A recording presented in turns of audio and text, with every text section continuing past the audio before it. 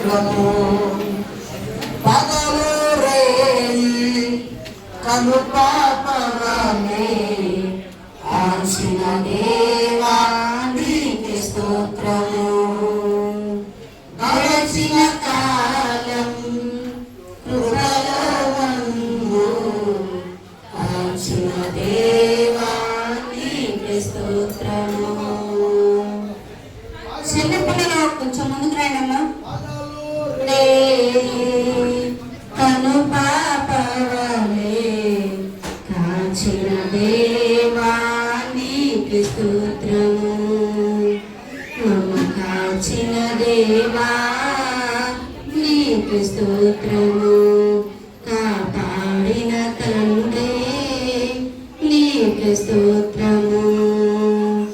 గడచిన కాలం కృపలో మమ్ము దాచిన దేవా నీకే స్తోత్రము. పగలు రేయి కను పాపవలే కాచిన దేవా నీకే స్తోత్రము. గడిచిన సంవత్సరంలో గడిచిన జూన్ నెల మధ్య కాలంలో దేవుడు మనంతగానో కాపాడి సంరక్షించి భద్రపరిచాడు. దేవునికి మహిమ కలుగును. అందరూ కూడా తల వచ్చి ప్రార్థనలో ఏకీభవిద్దాం. ఆయనేనా సంగీతము పదాలైన కోటయును జీవాధిపతియు ఆయనే జీవిత కాలమైన స్తుతించెదము. ఆయనేనా సంగీతము స్తోత్రం చెల్లింతుము. స్తుతి స్తోత్రం చెల్లింతుము. సంవత్సరం అంతా కూడా దేవుడు మన స్తుతులు బట్టి స్తోత్రములను బట్టి మనము చెల్లించే మహిమను బట్టి ఘనతను బట్టి దేవుడు మళ్ళా తిరిగి వచ్చే జూన్ మాసం వరకు 2027 వరకు వర్ధిల్లింప చేయునుగాక.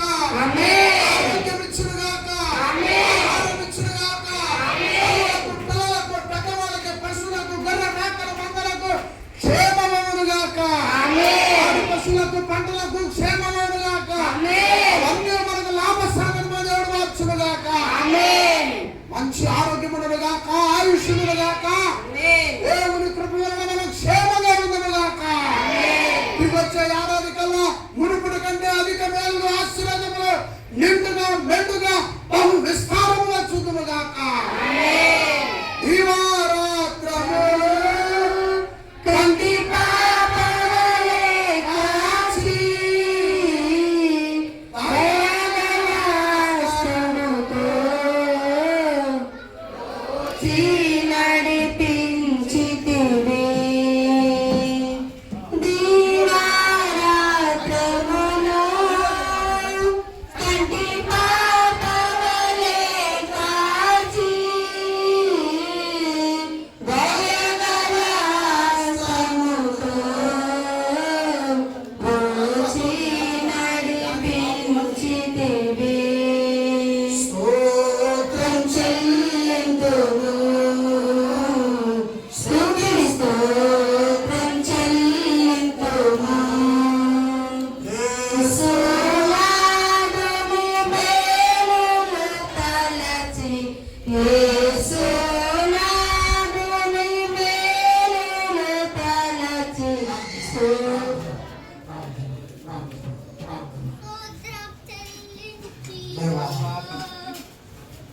యథార్థుని వెళ్ళిపోయిన మనసును బట్టి నన్ను క్షమించేయ.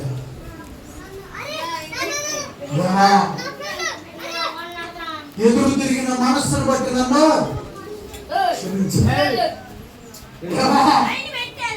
నీ మాట వినలేని మూర్ఖురాలని అందరూ రేపుల్లో ఉన్న వాళ్ళందరూ కూడా లేచి నిలబడండి. దయచేసి అందరూ కూడా లేచి నిలబడండి. లేచి నిలబడి చివరి ప్రార్థనలో పాల్గొంటుంది. నాలో నాకు తెలియని ఒక గర్వం ఏర్పడితే అది చదువు వల్ల లోపలకు వెళితే అది అల్లకల్లోలం చేస్తుంది. ఆ తప్పిపోయిన రెండవ కుమారుడు జీవితంలో ఒక చదువు మొదలైంది. మాట వినని వ్యతిరేకత ప్రారంభమైంది. యథార్థత నుండి వెళ్ళిపోయాడు.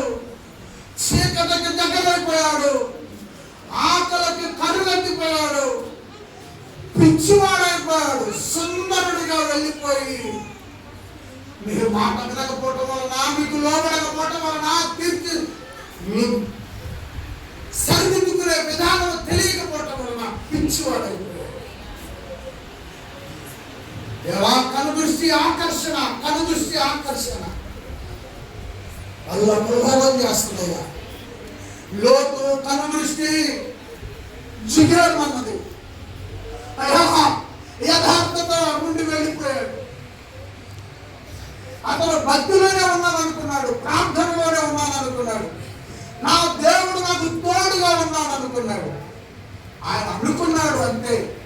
కానీ హృదయము, ఆలోచన, తలంపులు, ఊహలు, ఉద్దేశాలు, మనస్సు, బుద్ధి అన్నీ కూడా ఆహ్లాదాల వైపు వెళ్ళిపోయాయి. పచ్చదనం వైపు వెళ్ళిపోయాయి. సంపదను కూడబెట్టుకునే పరిస్థితికి వెళ్ళిపోయాయి.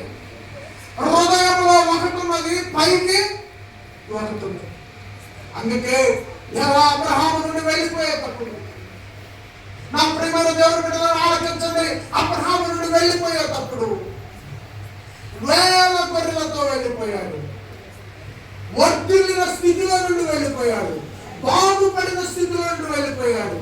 అంతవరకు సంతృప్తి పడి నమ్మకంగా ఉండకుండా ఇంకా ఇంకా విస్తరించాలని వెళ్ళిపోయాడు. మందలతో వెళ్ళిపోయాడు, పనివారితో వెళ్ళిపోయాడు.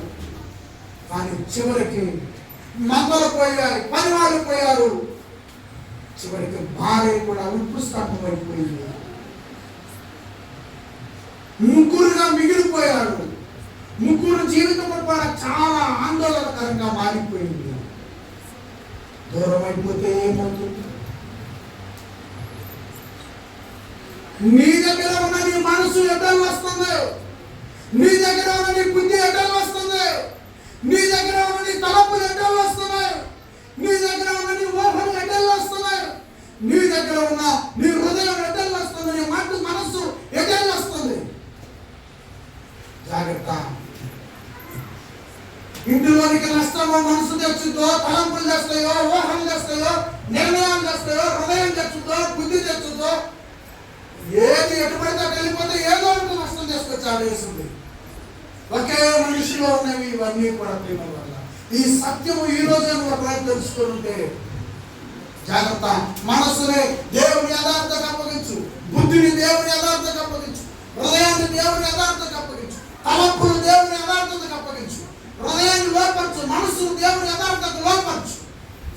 అప్పుడు దేవుడు క్రమముగా దైవ చిత్తానుసారముగా నీ కుటుంబాన్ని, నిన్ను, ఈ పరిచయాన్ని, సేవను, సేవకుని